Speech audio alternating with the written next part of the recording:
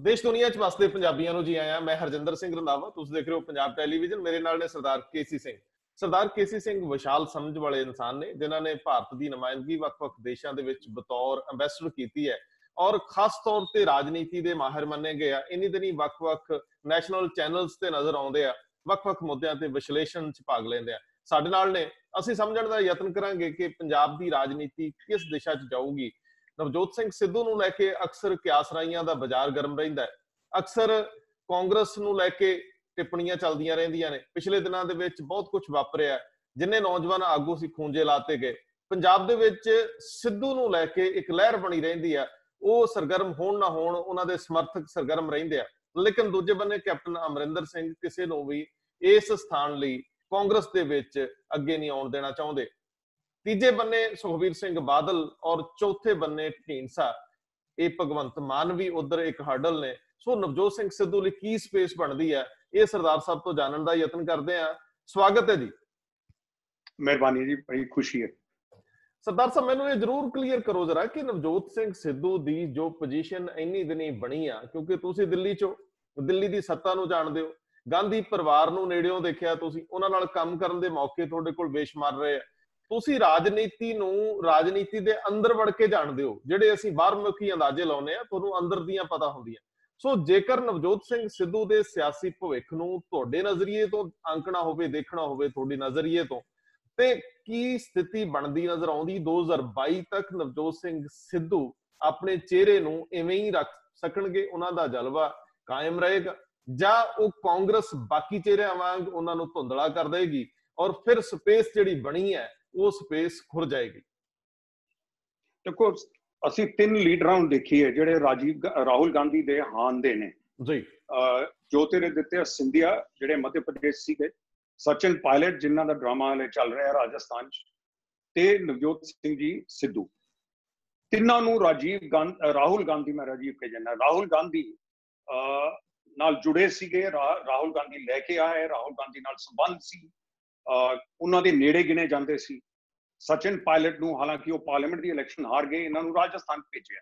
5 ਸਾਲ ਉਹਨਾਂ ਨੇ ਮਿਹਨਤ ਕੀਤੀ। ਉਮੀਦ ਇਹ ਰੱਖੀ ਜਾਂਦੀ ਸੀਗੀ ਕਿ ਜੇ ਕਾਂਗਰਸ ਜਿੱਤ ਕੇ ਆਂਦੀ ਹੈ, ਚੀਫ ਮਿਨਿਸਟਰ ਇਹ ਹੋਣਗੇ ਜੀ। ਸਿੰਧੀਆ ਨੂੰ ਅੱਧੀ ਯੂਪੀ ਦਾ ਇੰਚਾਰਜ ਬਣਾਇਆ, ਜਦਕਿ ਪ੍ਰਿਯੰਕਾ ਨੂੰ ਬਾਕੀ ਅੱਧਾ। ਪ੍ਰਿਯੰਕਾ ਦੇ ਬਰਾਬਰ ਦੀ ਅਹਿਮੀਅਤ ਤੇ ਇੰਪੋਰਟੈਂਸ ਉਹਨੂੰ ਦਿੱਤੀ ਗਈ ਜੀ ਲੋਕ ਸਭਾ ਦੀ ਇਲੈਕਸ਼ਨ ਤੋਂ ਪਹਿਲਾਂ।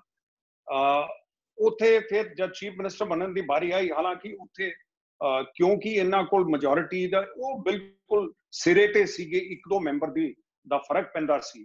ਸੋ ਸ਼ਾਇਦ ਕਾਂਗਰਸ ਨੇ ਸੋਚਿਆ ਕਿ ਕਮਲਨਾਥ ਜ਼ਿਆਦਾ ਸਫਲ ਰਹਿਣਗੇ ਉਹ ਸਰਕਾਰ ਨੂੰ ਚਲਾਉਣ 'ਚ ਕਿ ਸਿੰਧੀਆ ਦੇ ਇਲਾਵਾ। ਔਰ ਇੱਥੇ ਪੰਜਾਬ 'ਚ ਇਵੇਂ ਸਿੱਧੂ ਸਾਹਿਬ ਸੀਗੇ। ਹੁਣ ਸਿੱਧੂ ਸਾਹਿਬ ਨੇ ਨਿਸ਼ਾਨਾ ਕਈ ਵਾਰ ਕੈਪਟਨ ਸਾਹਿਬ ਤੇ ਲਗਾਇਆ ਇਲੈਕਸ਼ਨਾਂ ਤੋਂ ਪਹਿਲਾਂ। ਫਿਰ ਉਹਦੇ ਬਾਅਦ ਇਹਨਾਂ ਦਾ ਇਮੇਜ ਹੋਰ ਉੱਪਰ ਚਲਾ ਗਿਆ, ਜਦ ਕਿ ਅਸੀਂ ਆਪਣਾ ਪਾਕਿਸਤਾਨ ਦੇ ਨਾਲ ਕਰਤਾਰਪੁਰ ਸਾਹਿਬ ਕੋਰੀਡੋਰ ਦੀ ਗੱਲ ਆਈ। ਲੇਕਿਨ ਪ੍ਰੋਬਲਮ ਇਹਨਾਂ ਨੂੰ ਕੀ ਆਈ, ਕਿਉਂਕਿ ਕਾਂਗਰਸ ਦੀ ਪਰਫਾਰਮੈਂਸ ਲੋਕ ਸਭਾ 'ਚ ਇੰਨੀ ਭੈੜੀ ਰਹੀ ਔਰ ਰਾਹੁਲ ਗਾਂਧੀ ਉਹਦੇ ਬਾਅਦ ਆਪਣਾ ਸੰਗਲ ਤੋੜਾ ਕੇ ਭੱਜ ਗਏ ਜੀ, ਔਰ ਛੱਡ ਗਏ ਨਾ, ਉਹਨੂੰ ਛੱਡਿਆ ਚਾਹੇ ਨਾ ਰੱਖਿਆ ਚਾਹੇ ਜੀ। ਸੋ ਇਸ ਕਰਕੇ ਉਹਨਾਂ ਦੀ ਕਮਜ਼ੋਰੀ ਦਾ ਅਸਰ ਜਿਹੜੇ ਸਟੇਟ ਦੇ ਲੀਡਰਸ ਨੇ ਉਹ ਤਕੜੇ ਹੋ ਗਏ। ਹੁਣ ਕੈਪਟਨ ਸਾਹਿਬ ਨੇ ਉਹਦੇ ਬਾਅਦ ਕੰਟਰੋਲ ਸਿੱਧੂ ਸਾਹਿਬ ਤੇ ਪਾ ਦਿੱਤਾ। ਉਹਨਾਂ ਦੀ ਮਿਨਿਸਟਰੀਆਂ ਬਦਲਤੀਆਂ। ਮਿਨਿਸਟਰੀਆਂ ਬਦਲਣ ਦੇ ਬਾਅਦ ਉਹ ਨਾਰਾਜ਼ ਹੋ ਗਏ, ਦਫ਼ਤਰ ਨਹੀਂ ਗਏ, ਉਹਦੇ ਬਾਅਦ ਛੱਡ ਕੇ ਚਲੇ ਗਏ। ਸਚਿਨ ਪਾਇਲਟ ਦੇ ਸਕਰੂ ਟਾਈਟ ਕਰ ਦਿੱਤੇ ਉੱਥੇ ਗੇਹਲੋਟ ਸਾਹਿਬ ਨੇ, ਨਾਮ ਦੇ ਡਿਪਟੀ ਚੀਫ ਮਿਨਿਸਟਰ, ਲੇਕਿਨ ਉਹ ਖੁਦ ਹੀ ਗੇਹਲੋਟ ਸਾਹਿਬ ਕਹਿੰਦੇ ਅਸੀਂ 1.5 ਸਾਲ ਦੀ ਸਾਡੀ ਕੋਈ ਗੱਲਬਾਤ ਨਹੀਂ। ਹੁਣ ਦੱਸੋ, ਤੁਹਾਡਾ ਡਿਪਟੀ ਚੀਫ ਮਿਨਿਸਟਰ ਹੋਵੇ, ਤੁਹਾਡੀ ਗੱਲਬਾਤ ਨਾ ਹੋਵੇ ਤਾਂ ਰੌਲਾ ਤਾਂ ਆਪੇ ਪੈਣਾ ਹੀ ਹੈ। ਉਹ ਤੀਜੇ ਪਾਸੇ ਸਿੰਧੀਆ ਸਾਹਿਬ ਐਵੇਂ ਉਹ ਛੱਡ ਕੇ ਗਏ, ਉਹਨਾਂ ਨੇ ਤਾਂ ਖੈਰੋ ਸਫਲ ਹੋਏ, ਉਹਨਾਂ ਨੇ ਸਰਕਾਰ ਸਿੱਟ ਲਈ। ਹੁਣ ਇਹਨਾਂ ਲਈ ਦੇਫਰ ਇਲਾਜ ਕੀ ਹੈ? ਇੱਕ ਤਾਂ ਮਾਡਲ ਇਹ ਹੈ ਕਿ ਤੁਸੀਂ ਛੱਡ ਕੇ ਜਾ ਕੇ ਬੀਜੇਪੀ 'ਚ ਮਿਲ ਜਾਓ ਜੀ, ਜਿਹੜਾ ਕਿ ਸਿੰਧੀਆ ਨੇ ਕੀਤਾ। ਦੂਸਰਾ ਹੈਗਾ ਜਿਹੜਾ ਸਚਿਨ ਪਾਇਲਟ ਟਰਾਈ ਕਰ ਰਿਹਾ ਹੈ ਕਿ ਉਹ ਕੋਸ਼ਿਸ਼, ਮੇਰੇ ਖਿਆਲ ਜਾਂ ਬੀਜੇਪੀ 'ਚ ਹਲੇ ਉਹਨਾਂ ਦਾ ਰਸਤਾ ਬਣਿਆ ਨਹੀਂ, ਕਿਉਂਕਿ ਜੋ ਬੀਜੇਪੀ 'ਚ ਜਾਂਦੇ ਹੈ ਫਿਰ ਉੱਥੇ ਪੁਰਾਣੀ ਉਹ ਸ਼ਰੀਕੇਬਾਜ਼ੀ ਰਹੇਗੀ। ਪੁਰਾਣੀ ਚੀਫ ਮਿਨਿਸਟਰ ਹੈਗੇ ਨੇ, ਉਹ ਵੀ ਸਿੰਧੀਆ ਖਾਨਦਾਨ ਦੀ ਨੇ, ਤੇ ਉਹ ਇਸ ਚੀਜ਼ 'ਚ ਉਹ ਚੁੱਪ ਨੇ, ਉਹ ਸ਼ਾਂਤ ਨੇ। ਕਈ ਕਹਿੰਦੇ ਆ 30 MLA ਉਹਨਾਂ ਦੇ ਨਾਲ ਨੇ ਬੀਜੇਪੀ ਦੇ। ਉਹ ਨਹੀਂ ਚਾਹਣਗੇ ਇੱਕ ਬੰਦਾ, ਜੇ ਇਹਨਾਂ ਨੇ ਬੀਜੇਪੀ 'ਚ ਜਾ ਕੇ ਡਿਪਟੀ ਚੀਫ ਮਿਨਿਸਟਰ ਹੀ ਬਣਨਾ ਫਿਰ ਡਿਪਟੀ ਚੀਫ ਮਿਨਿਸਟਰ ਤਾਂ ਇੱਥੇ ਹੀ ਸੀਗੇ। ਬਿਲਕੁਲ। ਤੋਂ ਤੀਸਰਾ ਰਸਤਾ ਹੈਗਾ ਤੁਸੀਂ ਆਪਣੀ ਪਾਰਟੀ ਬਣਾਓ। ਸੋ ਉਹਦਾ ਵੀ ਉਹ ਕਹਿਣਾ ਸੌਖਾ ਹੁੰਦਾ ਹੈ, ਕਰਨਾ ਔਖਾ ਹੁੰਦਾ ਹੈ। ਸੋ ਇਹ ਦੋ ਮਾਡਲ ਸਿੱਧੂ ਸਾਹਿਬ ਦੇ ਸਾਹਮਣੇ ਨੇ। ਇਹ ਬੀਜੇਪੀ ਚ ਤਾਂ ਜਾਣਾ ਇਹਨਾਂ ਦਾ ਮੁਸ਼ਕਿਲ ਲੱਗਦਾ ਹੈ, ਕਿਉਂਕਿ ਇਹਨਾਂ ਨੇ ਜਿਸ ਤਰ੍ਹਾਂ ਦੀ ਇਲੈਕਸ਼ਨ ਪ੍ਰਚਾਰ ਕੀਤਾ ਮੋਦੀ ਸਾਹਿਬ ਦੇ ਖਿਲਾਫ ਔਰ ਉਹਨਾਂ ਦੇ ਖਿਲਾਫ, ਮੇਰਾ ਨਹੀਂ ਖਿਆਲ ਉਹ ਭੁੱਲਣਗੇ ਮੋਦੀ ਸਾਹਿਬ ਇਸ ਗੱਲ ਨੂੰ। ਦੂਸਰਾ ਇਹਨਾਂ ਦੇ ਦੂਸਰਾ ਤਰੀਕਾ ਇੱਕ ਸਵਾਲ ਲੈ ਲਿਓ ਨਾਲ, ਤੁਹਾਨੂੰ ਲੱਗਦਾ ਹੈ ਕਿ ਨਰਿੰਦਰ ਮੋਦੀ ਨੂੰ ਜੇ ਸਭ ਤੋਂ ਤਿੱਖੇ ਵਾਰ ਝੇਲਣੇ ਪਏ ਤੇ ਨਵਜੋਤ ਸਿੰਘ ਸਿੱਧੂ ਦੇ ਝੇਲਣੇ ਪਏ 2019 ਦੀ ਲੋਕ ਸਭਾ ਇਲੈਕਸ਼ਨ ਚ? ਮੈਂ ਉਹੀ ਕਹਿ ਰਿਹਾ, ਉਹਨਾਂ ਦਾ ਮਜ਼ਾਕ ਉਡਾਇਆ। ਮੋਦੀ ਵਰਗੇ, ਨਰਿੰਦਰ ਮੋਦੀ ਵਰਗੇ ਹੈਵੀਵੇਟ ਚਿਹਰੇ ਉਹ ਇਹ ਕਦੇ ਨਹੀਂ ਚਾਹਣਗੇ ਕਿ ਇਹੋ ਜਿਹਾ ਜਿਹੜਾ ਵੱਡਾ ਬੁਲਾਰਾ ਹੈ ਉਹ ਮੇਰੇ ਖਿਲਾਫ ਦੂਜੀ ਵਾਰੀ ਮੈਦਾਨ ਚ ਆਵੇ। ਤੁਹਾਨੂੰ ਨਹੀਂ ਲੱਗਦਾ ਕਿ ਉਹ ਇਸ ਤਰ੍ਹਾਂ ਦੀ ਕੋਈ ਦੁਸ਼ਮਣੀ ਨਵਜੋਤ ਸਿੰਘ ਸਿੱਧੂ ਨਾਲ ਬਣਾਉਣ ਦੀ ਬਜਾਏ ਇਹਨੂੰ ਨਿਊਟਰਲ ਕਰਨ ਦਾ ਯਤਨ ਵੀ ਕਰ ਸਕਦੇ ਆ? ਦੋ ਪਹਿਲੂ ਹੁੰਦੇ ਆ, ਵੀ ਇੱਕ ਤਾਂ ਬੰਦਾ ਮਨ ਚ ਰੱਖ ਲੇ ਕਿ ਯਾਰ ਇਹਨੇ ਮੇਰੀ ਇਮੇਜ ਵਿਗਾੜਨ ਦੀ ਕੋਈ ਕਸਰ ਨਹੀਂ ਛੱਡੀ, ਲੇਕਿਨ ਦੂਜੇ ਬੰਨੇ ਇਹ ਵੀ ਸੋਚ ਲੇ ਕਿ ਅਗਲੀ ਵਾਰ ਲਈ ਇਹ ਬੰਦਾ ਜੇਬ ਚ ਕਿਉਂ ਨਾ ਪਾ ਲਿਆ ਜਾਵੇ। ਇਹ ਵੀ ਪਹਿਲੂ ਹੋ ਸਕਦਾ। ਮੋਦੀ ਸਾਹਿਬ ਦੀ ਜਿਹੜੀ ਹਿਸਟਰੀ ਹੈ ਇਹ ਭੁਲਾਉਂਦੇ ਨਹੀਂ, ਕਿਸੇ ਨੇ ਇਹਨਾਂ ਦੇ ਨਾਲ ਬੁਰਾ ਭਲਾ ਕੀਤਾ ਹੋਵੇ ਇਹ ਮਨ ਚ ਰੱਖਦੇ ਆ। ਇਹਨਾਂ ਨੂੰ ਜੇ ਜ਼ਰੂਰਤ ਪਏ ਤਾਂ ਕੋਈ ਵੀ ਪੋਲੀਟੀਸ਼ੀਅਨ ਕਿਸੇ ਨਾਲ ਹੱਥ ਮਿਲਾ ਲੇਗਾ, ਲੇਕਿਨ ਉਹਨਾਂ ਨੂੰ ਜ਼ਰੂਰਤ ਹਾਲੇ ਨਜ਼ਰ ਨਹੀਂ ਆ ਰਹੀ। ਉਹਨਾਂ ਕੋਲ ਹੋਰ ਆਪਸ਼ਨਸ ਨੇ, ਅਨਸਰਦਿਆਂ ਨੂੰ ਕਰਨਗੇ, ਲੇਕਿਨ ਉਹਨਾਂ ਕੋਲ ਕੋਈ ਇੱਕ ਆਪਸ਼ਨ ਨਹੀਂ। ਠੀਕ ਹੈ। ਸਿੱਧੂ ਸਾਹਿਬ ਕੋਲ ਲਿਮਿਟਡ ਆਪਸ਼ਨ ਨੇ, ਮੋਦੀ ਸਾਹਿਬ ਕੋਲ ਤਾਂ ਬੜੇ ਆਪਸ਼ਨ ਨੇ। ਉਹਨਾਂ ਕੋਲ ਸਰਕਾਰ ਹੈ ਦਿੱਲੀ ਦੀ, ਸਾਰੀ ਤਾਕਤ ਹੈ, ਕਈ ਤਰ੍ਹਾਂ ਦੀ ਤਾਕਤ ਹੈ ਜਿਹਦਾ ਇਸਤੇਮਾਲ ਉਹ ਕਰ ਸਕਦੇ ਆ ਜੀ। ਇਸ ਕਰਕੇ ਦੂਸਰਾ ਇਲਾਜ ਹੋਇਆ ਕਿ ਸਿੱਧੂ ਸਾਹਿਬ ਆਮ ਆਦਮੀ ਪਾਰਟੀ ਚ ਆ ਜਾਣ ਜੀ। ਆਮ ਆਦਮੀ ਪਾਰਟੀ ਦਾ ਜਿਹੜਾ ਲੀਡਰ ਹੈ, ਜਿਹੜੇ ਆਪਾਂ ਪਹਿਲਾਂ ਵੀ ਮੈਂ ਪਹਿਲੇ ਪ੍ਰੋਗਰਾਮ ਚ ਗੱਲ ਕੀਤੀ ਹੈ, ਕੇਜਰੀਵਾਲ ਸਾਹਿਬ ਕੰਟਰੋਲ ਚਾਹੁੰਦੇ ਆ। ਉਹ ਇਹ ਨਹੀਂ ਚਾਹੁੰਦੇ ਕਿ ਪੰਜਾਬ ਦਾ ਜਿਹੜਾ ਲੀਡਰ ਮੈਂ ਲਗਾਵਾਂ ਤਾਂ ਉਹ ਐਸਾ ਹੋਵੇ ਜਿਹੜਾ ਸਮਝੇ ਕਿ ਉਹ ਜਿੱਤ ਕੇ ਆਇਆ ਹੈ। ਕਿਉਂਕਿ ਜੇ ਉਹ ਜਿੱਤ ਕੇ ਆਏਗਾ, ਉਹ ਇਹਨਾਂ ਦੀ ਗੱਲ ਕੱਲ ਇਹਨਾਂ ਦੀ ਪਾਰਟੀ ਤੋੜ ਵੀ ਸਕਦਾ, ਉਹ ਪੂਰੀ ਪਾਰਟੀ ਨੂੰ ਜਾ ਕੇ ਆਪਣੀ ਰੀਜਨਲ ਪਾਰਟੀ ਬਣਾ ਸਕਦਾ। ਸੋ ਇਹ ਡਰ ਇਹਨਾਂ ਦੇ ਮਨ ਚ ਦਿੱਲੀ ਚ ਰਹੇਗਾ, ਕਿਉਂਕਿ ਇਹ ਉਸ ਲੈਵਲ ਦੇ ਆਲ ਇੰਡੀਆ ਲੀਡਰ ਨਹੀਂ ਹੈਗੇ ਔਰ ਨਾ ਇਹ ਇਲੈਕਸ਼ਨ ਪੰਜਾਬ ਚ ਜਿੱਤ ਸਕਦੇ ਆ।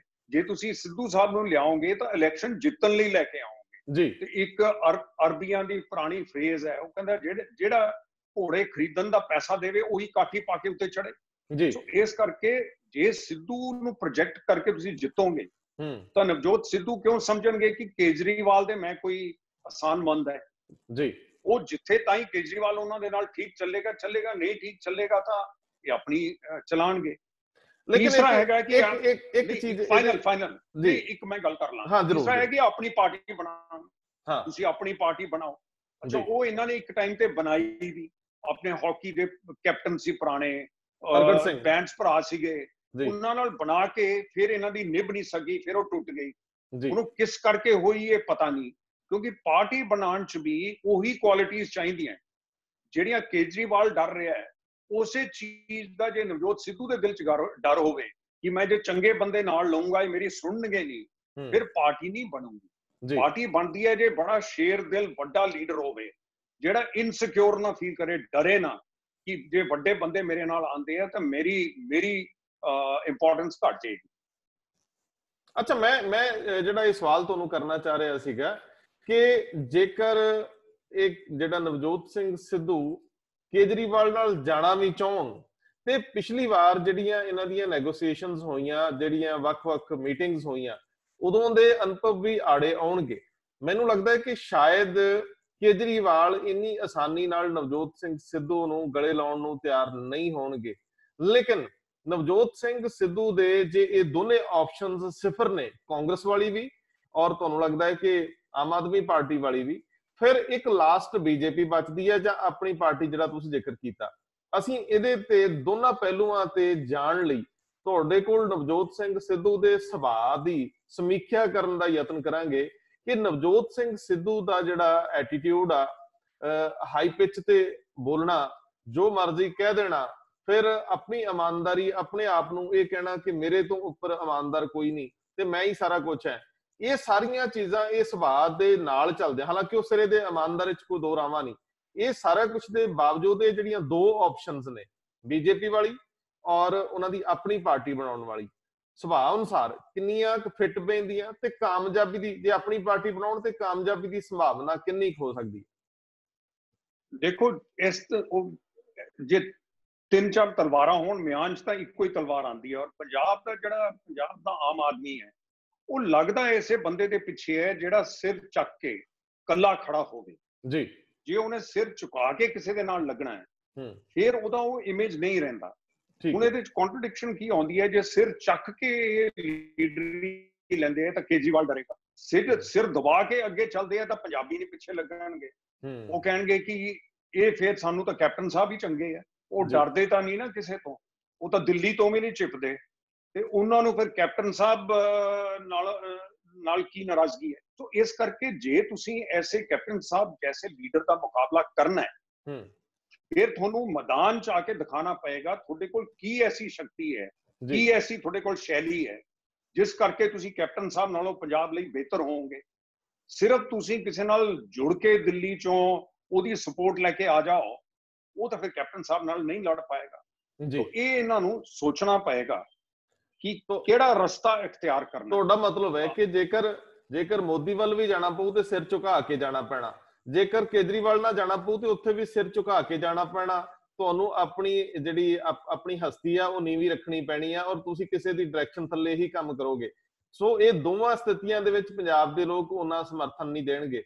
ਸਮਰਥਨ ਸਿਰਫ ਇੱਕੋ ਸਥਿਤੀ 'ਚ ਬਣ ਸਕਦਾ ਕਿ ਤੁਸੀਂ ਸਾਰਿਆਂ ਦੇ ਖਿਲਾਫ ਡਾਂਗ ਚੁੱਕ ਕੇ ਖਲੋ ਜਾਓ, ਆਪਣੀ ਪਾਰਟੀ ਬਣਾ ਲਓ, ਆਪਣੇ ਨਾਲ ਲੋਕ ਜੋੜ ਲਓ। ਚਲੋ ਇੱਕ ਹਾਈਪੋਥੈਟੀਕਲ ਸਵਾਲ ਪੁੱਛਦਾ ਹੈ, ਜਿਹੜਾ ਜੇ ਭਵਿੱਖ ਦੀ ਕੁੱਖ ਚ ਹੈ ਕਿ ਮੰਨ ਲਓ ਨਵਜੋਤ ਸਿੰਘ ਸਿੱਧੂ ਵਰਗਾ ਬੰਦਾ ਸੀਐਮ ਬਣ ਜਾਏ, ਆਪਣੀ ਸਰਕਾਰ ਬਣਾ ਲੇ, ਇੰਡੀਪੈਂਡੈਂਟ ਬਣਾ ਲੇ, ਫਿਰ ਪੰਜਾਬ ਦੇ ਜਿਹੜੇ ਮੌਜੂਦਾ ਹਾਲਾਤ ਨੇ, ਪੰਜਾਬ ਦੀਆਂ ਜਿਹੜੀਆਂ ਵਿਕਰਾਲ ਸਮੱਸਿਆਵਾਂ ਨੇ, ਤੁਹਾਨੂੰ ਲੱਗਦਾ ਹੈ ਕਿ ਨਵਜੋਤ ਸਿੰਘ ਸਿੱਧੂ ਇਸੇ ਸੁਭਾਅ ਦੇ ਚੱਲਦਿਆਂ ਅਫਸਰਸ਼ਾਹੀ ਤੋਂ ਤੇ ਆਪਣੇ ਕੁਲੀਗਸ ਤੋਂ ਉਹ ਕੰਮ ਕਰਵਾਉਣ ਚ ਸਫਲ ਹੋਣਗੇ, ਉਹ ਕੇਂਦਰ ਤੋਂ ਮਦਦ ਲੈ ਸਕਣਗੇ? ਔਰ ਇਹ ਬੜਾ ਵੱਡਾ ਸਵਾਲ ਹੈ ਕਿ ਜੇਕਰ ਨਵਜੋਤ ਸਿੰਘ ਸਿੱਧੂ ਸੀਐਮ ਬਣ ਜਾਂਦੇ ਆ ਕੀ ਪੰਜਾਬ ਦੇ ਹਾਲਾਤ ਬਦਲ ਜਾਣਗੇ? ਨਹੀਂ, ਮੈਨੂੰ ਇਹ ਕਹਿਣਾ ਬੜਾ ਮੁਸ਼ਕਿਲ ਹੈ। ਤੁਸੀਂ ਕਿਸੇ ਦੇ ਬਾਰੇ ਕਹਿਣਾ ਉਹ ਕਿਸ ਤਰ੍ਹਾਂ ਦਾ ਲੀਡਰ ਹੋਏਗਾ, ਕਿਉਂਕਿ ਲੀਡਰੀ ਦੀ ਇਲੈਕਸ਼ਨਾਂ ਜਿਤਨੀਆਂ ਸੌਖੀਆਂ ਹੁੰਦੀਆਂ, ਇਲੈਕਸ਼ਨਾਂ ਦੇ ਬਾਅਦ ਚਲਾਉਣਾ ਬੜਾ ਮੁਸ਼ਕਿਲ ਹੁੰਦਾ ਹੈ। ਔਰ ਕਿਸ ਤਰ੍ਹਾਂ ਦੇ ਤੁਸੀਂ ਲੀਡਰ ਹੋਵੋਗੇ ਉਹ ਤਾਂ ਰਾਹ ਪਿਆ ਜਾਂ ਵਾਹ ਪਿਆ ਪਤਾ ਲੱਗੇਗਾ ਜੀ। ਪਰ ਸਾਰਿਆਂ ਤੋਂ ਪਹਿਲਾਂ ਉਹਨਾਂ ਕੋਲ ਮੁੱਦੇ ਕਿਹੜੇ ਹੈ ਜੀ, ਉਹ ਮੁੱਦੇ ਲੈ ਕੇ ਆਓ। ਕੱਲਾ ਇਲੈਕਸ਼ਨ ਜਿੱਤਣਾ ਤਾਂ ਜ਼ਰੂਰੀ ਨਹੀਂ ਨਾ, ਲੋਕਾਂ ਨੂੰ ਦੱਸੋ ਕਿਹੜੇ ਮੁੱਦੇ ਹੈ, ਉਹ ਮੁੱਦਿਆਂ ਤੇ ਫਿਰ ਤੁਸੀਂ ਸਰਕਾਰ ਚਲਾਓ। ਇਹ ਤਾਂ ਨਹੀਂ ਹੋ ਸਕਦਾ ਕਿ ਮੈਂ ਕਰਤਾਰਪੁਰ ਸਾਹਿਬ ਕੋਰੀਡੋਰ ਦੇਤਾ, ਮੈਂ ਹੋਰਾਂ ਨਾਲ ਲੜ ਪਿਆ, ਮੈਂ ਸ਼ਹਿਰੋ ਸ਼ਾਇਰੀ ਬੜੀ ਅੱਛੀ ਕਰਦਾ, ਮੈਨੂੰ ਸਾਰਾ ਹਿੰਦੁਸਤਾਨ ਜਾਣਦਾ ਹੈ, ਮੈਂ ਬੁਲਾਰਾ ਬੜਾ ਚੰਗਾ ਹੈ। ਉਹ ਤਾਂ ਭਗਵੰਤ ਮਾਨ ਵੀ ਕਹਿੰਦਾ, ਭਗਵੰਤ ਮਾਨ ਤਾਂ ਤੁਹਾਨੂੰ ਹਸਾਉਂਦਾ ਵੀ ਜ਼ਿਆਦਾ, ਇਕੱਲਾ ਬੁਲਾਰਾ ਨਹੀਂ ਹੈ।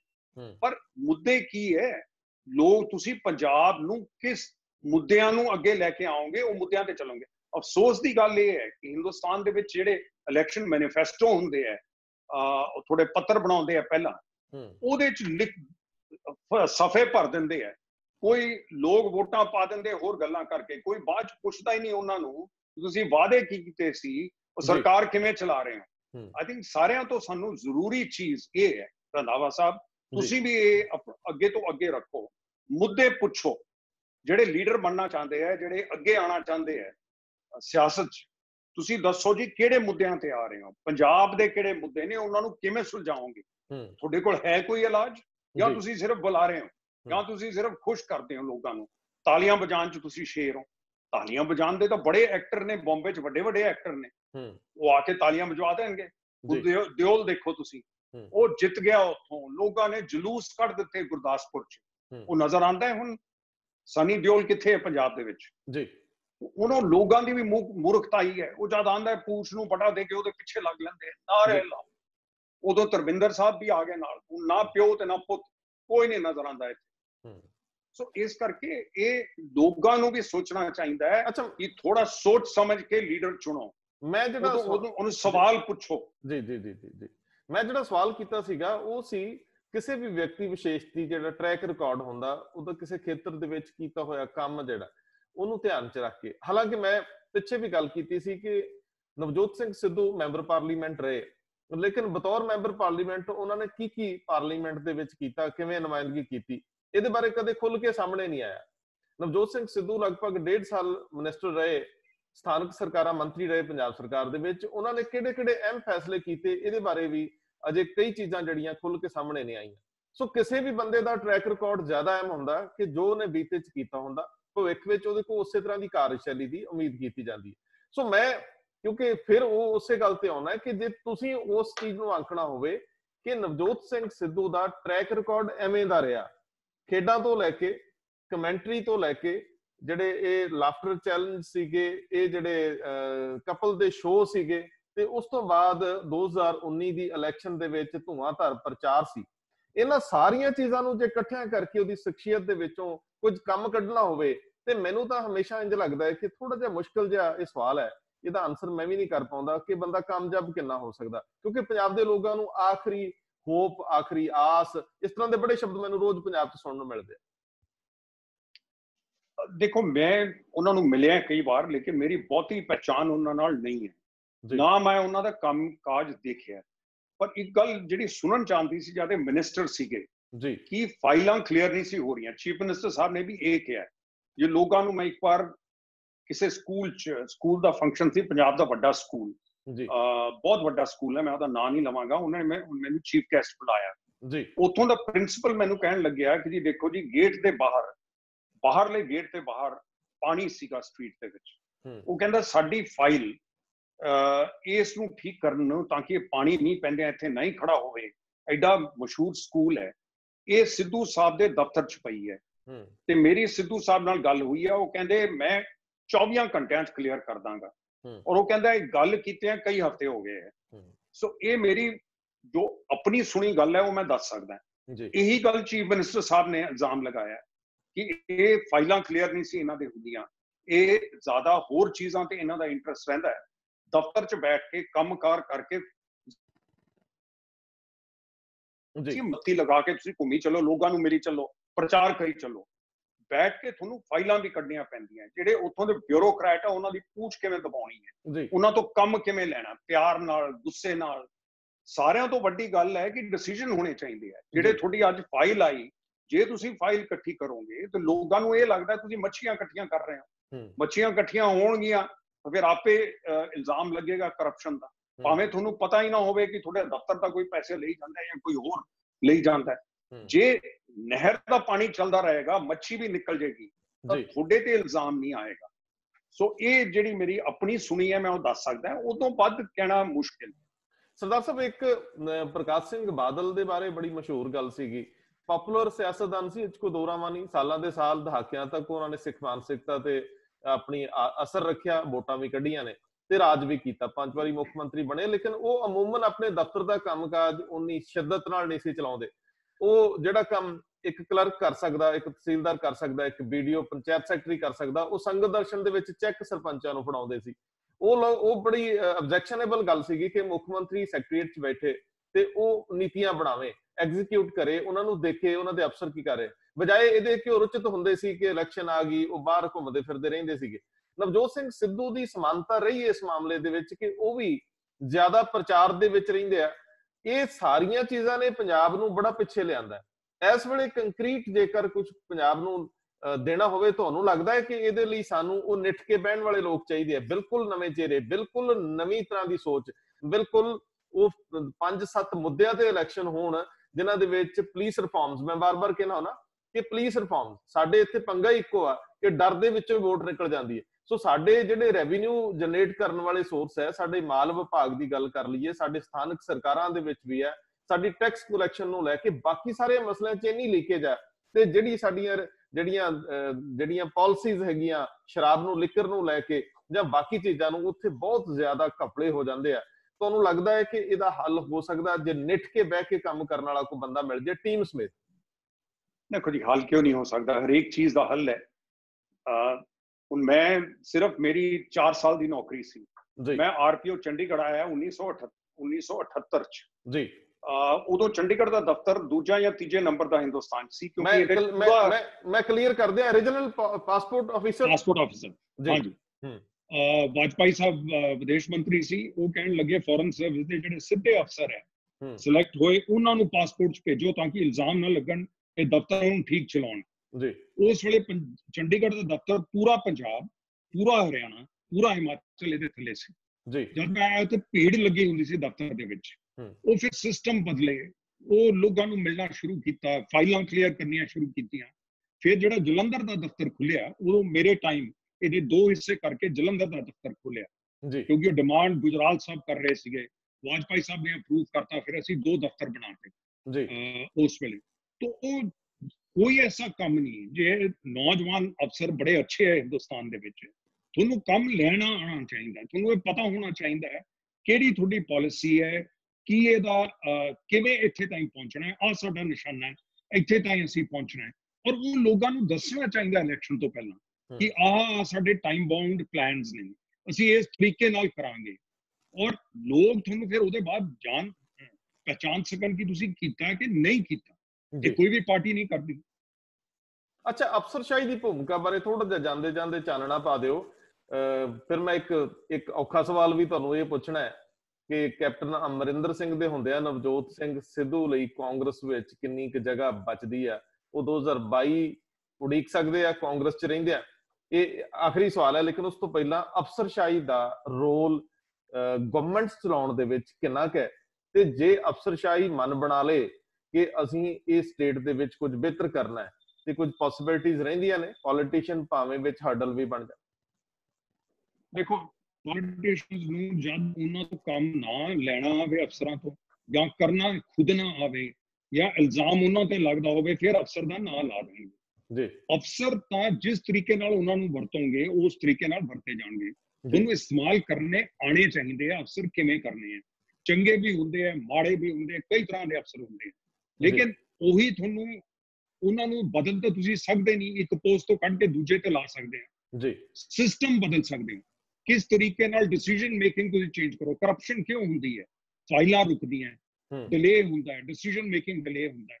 ਅੱਜ ਕੱਲ੍ਹ ਜਿਹੇ ਜਿਹੇ ਸਿਸਟਮ ਹੈਗੇ ਆ, ਤੁਸੀਂ ਮੋਨੀਟਰਿੰਗ ਕਰ ਸਕਦੇ ਹੋ ਕਿੰਨਾ ਟਾਈਮ ਲਗਾ ਰਿਹਾ ਕਿਹੜਾ ਬੰਦਾ, ਕਿੰਨਾ ਡਿਸਾਈਡ ਕਰਨ ਨੂੰ।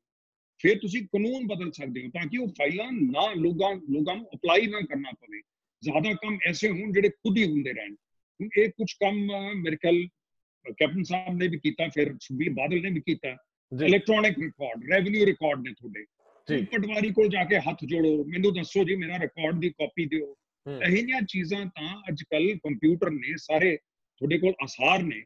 ਤੁਸੀਂ ਸਿੰਪਲ ਕੁਝ ਕੀਤਾ, ਮੇਰੇ ਖਿਆਲ ਸਰਕਾਰਾਂ ਨੇ ਕੀਤਾ ਹੋਇਆ, ਮੈਨੂੰ ਨਹੀਂ ਪਤਾ ਕਿਸ ਹੱਦ ਤਾਈਂ ਚੱਲ ਰਿਹਾ, ਪਰ ਕਹਿੰਦੇ ਸੀਗੇ ਇਹਨਾਂ ਨੇ ਸੈਂਟਰ ਬਣਾਤੇ ਨੇ, ਸੁਵਿਧਾ ਕੇਂਦਰ ਬਣਾਤੇ ਜੀ, ਸੁਵਿਧਾ ਕੇਂਦਰ ਬਣਾਤੇ ਨੇ। ਉਹ ਕਿਸ ਹੱਦ ਤੱਕ ਕੰਮ ਕਰ ਰਹੇ ਨੇ ਮੈਨੂੰ ਨਹੀਂ ਪਤਾ, ਲੇਕਿਨ ਕਨਸਟੈਂਟਲੀ ਤੁਹਾਨੂੰ ਹਮੇਸ਼ਾ ਬਦਲਦੇ ਰਹਿਣਾ ਪੈਂਦਾ ਹੈ ਤਾਂ ਕਿ ਡਿਸੀਜਨ ਮੇਕਿੰਗ ਤੇ ਪਾਲਿਸੀ ਜਿਹੜੀ ਹੈ ਉਹਦੇ ਚ ਪਬਲਿਕ ਦਾ ਕਮ ਸੇ ਕਮ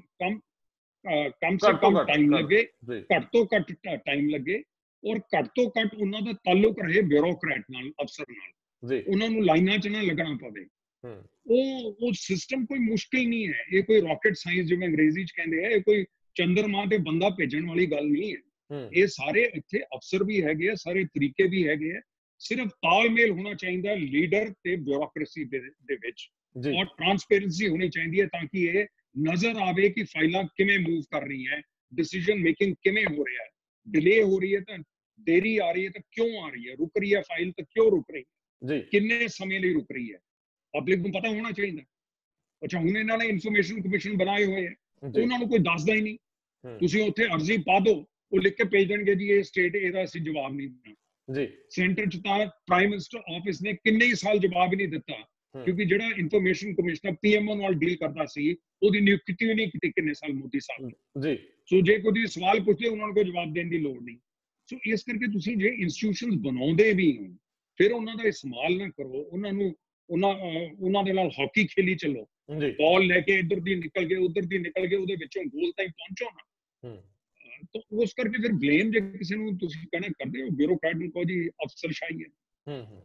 ਅੱਛਾ, ਉਹ ਸਵਾਲ ਮੇਰਾ ਆਖਰੀ ਜਿਹੜਾ ਕੈਪਟਨ ਅਮਰਿੰਦਰ ਸਿੰਘ ਦੇ ਹੁੰਦੇ ਆ ਨਵਜੋਤ ਸਿੰਘ ਸਿੱਧੂ ਲਈ ਕੋਈ ਜਗ੍ਹਾ ਕਾਂਗਰਸ ਵਿੱਚ ਬਚਦੀ ਹੈ? 2022 ਲਈ ਕੈਪਟਨ ਅਮਰਿੰਦਰ ਸਿੰਘ ਸਾਫ਼ ਕਹਿ ਚੁੱਕਿਆ ਕਿ ਮੈਂ ਹੂੰ ਨਾ, ਤੇ ਫਿਰ ਜੇ ਉਹ ਹੈਗੀ ਆ ਤੇ ਸਿੱਧੂ ਸਾਹਿਬ 2022 ਤੱਕ ਉਡੀਕ ਕਰਨ, ਉਹਨਾਂ ਨੂੰ ਕਰਨੀ ਚਾਹੀਦੀ ਹੈ, ਜਾਂ ਕਾਂਗਰਸ ਹਾਈ ਕਮਾਂਡ ਦਾ ਕੋਈ ਲਾਰਾ ਸਿਰੇ ਚੜ੍ਹਦਾ ਨਜ਼ਰ ਆ ਸਕਦਾ?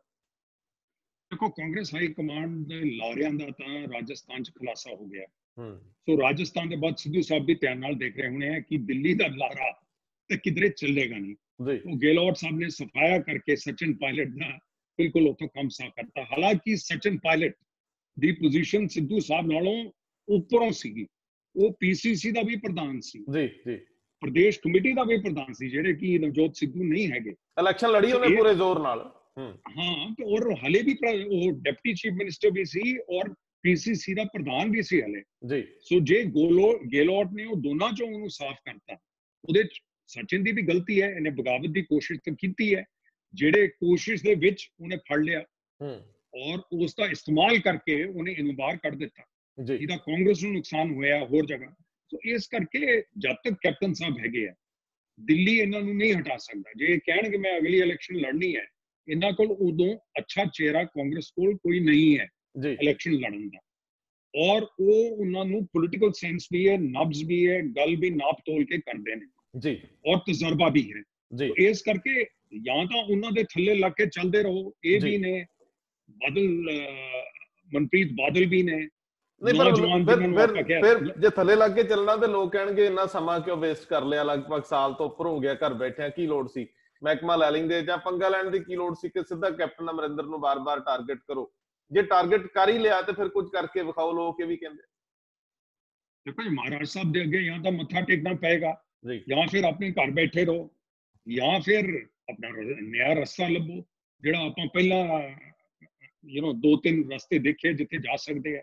ਜੇ ਉਹ ਰਸਤੇ ਜਾਣ ਦਾ ਤੁਹਾਡੇ ਕੋਲ ਦਮ ਨਹੀਂ ਹੈ, ਜਾਂ ਤੁਸੀਂ ਸਮਝਦੇ ਹੋ ਉਧਰ ਸਫਲ ਨਹੀਂ ਹੋ ਸਕਦੇ, ਫਿਰ ਜਿੱਥੇ ਬੈਠੇ ਹੋ ਉੱਥੇ ਬੈਠੇ ਰਹੋ। ਉੱਥੇ ਪੋਜੀਸ਼ਨ ਸੈਂਟਰ ਤੱਕ ਕੁਝ ਕਰਵਾ ਨਹੀਂ ਸਕਦਾ ਜੀ। ਬਹੁਤ ਬਹੁਤ ਮਿਹਰਬਾਨੀ ਸਰਦਾਰ ਸਾਹਿਬ, ਤੁਸੀਂ ਸਾਨੂੰ ਬਹੁਤ ਅੱਛੇ ਆਪਣਾ ਨਜ਼ਰੀਆ ਦਿੱਤਾ ਹੈ, ਬਹੁਤ ਅੱਛੇ ਖਿਆਲ ਦਿੱਤੇ ਹੈ, ਔਰ ਜੋ ਕੁਝ ਵਾਪਰ ਸਕਦਾ ਹੈ ਉਹਨੂੰ ਤੁਸੀਂ ਬੜੇ ਅੱਛੇ ਤਰੀਕੇ ਨਾਲ ਵਿਉਂਤ ਕੇ ਦੱਸਿਆ। ਬਹੁਤ ਮਿਹਰਬਾਨੀ।